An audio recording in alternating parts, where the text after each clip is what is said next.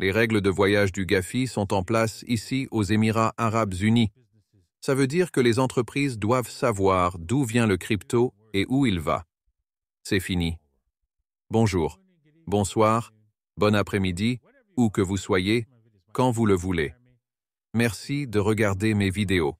Je m'appelle Davinci Jeremy, ici à Dubaï. J'espère que vous allez bien. Je sais que vous avez peur que les gouvernements détruisent le crypto. Ils peuvent tout contrôler. Ils sont les maîtres de l'univers. Bon sang, ils pourraient même contrôler la physique, les lois de la physique et changer la constante gravitationnelle. Oh, attendez, ils ne peuvent pas. Donc ouais, d'accord. On va parler de ça et de ce que les gouvernements font pour essayer de vous empêcher d'utiliser le crypto, parce qu'ils savent que c'est un remplacement à leur argent fiat qui, si tu es un gouvernement et que tu peux imprimer de l'argent gratuitement, tu ne veux rien qui concurrence ça, n'est-ce pas? Donc ouais, vous voyez la logique. Vous pensez que les gouvernements pourraient l'arrêter, mais ils ne le peuvent pas plus qu'ils ne peuvent empêcher la distribution des livres. C'est l'un des articles d'actualité dont nous allons parler aujourd'hui, et nous allons aussi faire un peu de trading à la fin de l'émission.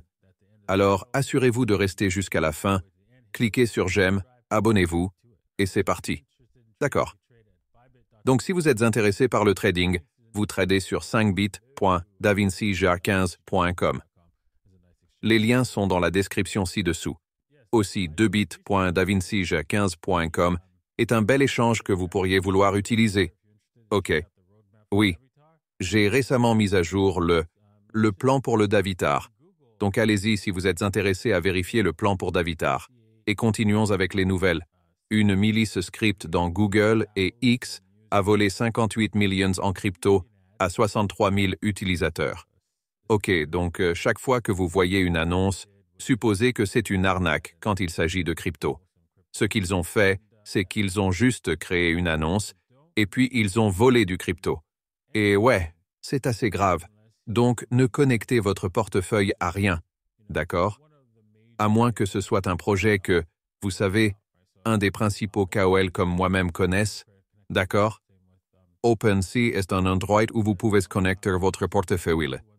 Pareil pour Megaseeding, mais vous savez, il y a plein d'autres qu'on pourrait mentionner, mais ne connectez pas votre portefeuille à moins que quelqu'un d'autre que vous connaissez, en qui vous avez confiance et qui parle de crypto, vous informe que, c'est un endroit sûr où aller.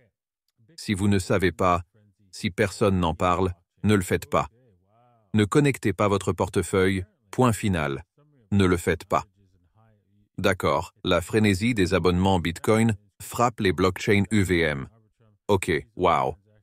Donc apparemment, un résumé des pannes d'Arbitrum et des prix élevés du gaz Ethereum. Les gens spamment leurs transactions d'inscription sur Arbitrum. Ce sont des transactions qui soumettent des données hexadécimales, des images en chaîne et des métadonnées principalement. Ok, donc depuis les inscriptions sur Bitcoin, les inscriptions c'est essentiellement stocker des données, de grandes quantités de données. Vous pouvez stocker jusqu'à la taille complète du bloc de données sur la blockchain Bitcoin et pareil avec les chaînes EVM comme Ethereum. Voyons ici, Polygon, Matic et tout ça. Donc, ouais, fondamentalement, les gens sont capables de stocker des données sur une chaîne. Maintenant, ce n'est pas quelque chose dont vous devriez vous inquiéter. Honnêtement, tout type de panne c'est tout ça. Ou, il ne devrait vraiment pas y avoir de raison pour qu'ils aient des pannes, mais s'ils vont le réparer. Et ils ne devraient pas, empêcher les gens de stocker les données. Si vous stockez les données et payez pour cela, d'accord, il devrait y avoir un coût pour cela. Et vous avez payé pour cela. Alors c'est ça. Vous êtes autorisé à le stocker là-bas. Maintenant, le marché libre décidera et résoudra ce problème une fois pour toutes. Donc, je ne pense pas qu'il devrait changer quoi que ce soit. D'accord. Les Émirats Arabes Unis imposent la règle de voyage crypto du GAFI. Qu'est-ce que c'est? La règle de voyage. Essentiellement, la règle est conçue pour prévenir le blanchiment d'argent et le financement du terrorisme, tout en assurant la conformité avec les politiques AML, en exigeant que les prestataires de services d'actifs virtuels ou VASPAL identifient clairement les origines et les destinations des transactions crypto au-dessus d'un seuil fixé par la juridiction donnée. Donc, ils décident que la zone spécifique décide d'un seuil. D'accord. Attendez une seconde. Vous envoyez $1 million de crypto quelque part. Vous devez savoir qui cela vient de et où cela va. Ils peuvent fixer ce seuil. L'Europe a fixé ce seuil à $1,000 ou €1,000. Mais oui, peu importe. Vous savez, les gens pourraient créer des entreprises. Peu importe si vous vous enregistrez ou non auprès du gouvernement, faites-le simplement. C'est inutile de s'enregistrer pour le fait que vous voulez créer une entreprise avec le gouvernement, et vous le faites, et puis vous demandez pardon plus tard. C'est comme ça que vous devriez le faire. D'accord. En regardant Bitcoin, vous pouvez voir que Bitcoin a été haché, mais il y a un plancher clair pour Bitcoin. Si nous cassons le plancher, qui est le 43 370 $ que j'ai déplacé, bien sûr, j'ai déplacé loin de la zone de 43 647 $-ish, parce qu'il vient de créer un nouveau plancher. Et vous pouvez voir que cela correspond avec, vous savez, tous les sommets précédents où il s'est inversé sur nous. Mais donc nous cherchons un nouveau niveau de breakout. C'est assez clair où ce niveau de breakout est aussi. Vous pouvez voir qu'il est approximativement le 44 200-ish area.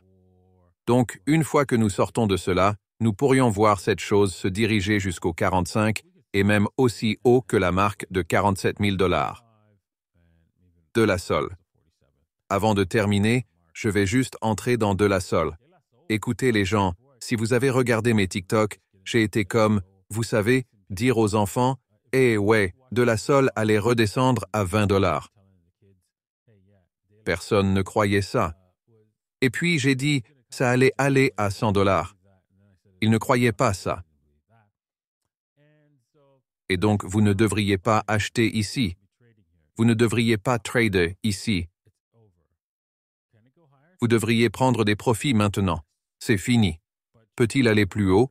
Peut-il aller à 135? Oui.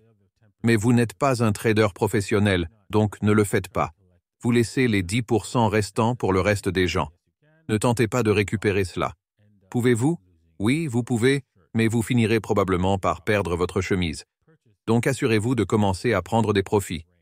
Si vous avez acheté, toujours dans la fourchette des 20 $. D'accord, c'est tout pour aujourd'hui. J'espère que vous avez apprécié l'épisode d'aujourd'hui. Je vous souhaite à tous un joyeux Noël. Je veux que vous sachiez que je ne ferai pas d'émission à Noël ou le lendemain de Noël. Donc je ferai une pour demain, mais ce sera probablement la dernière émission. Et ouais, je vous verrai les gars mercredi, d'accord? Ici, et sur l'émission Moon, alors assurez-vous de vous y connecter aussi.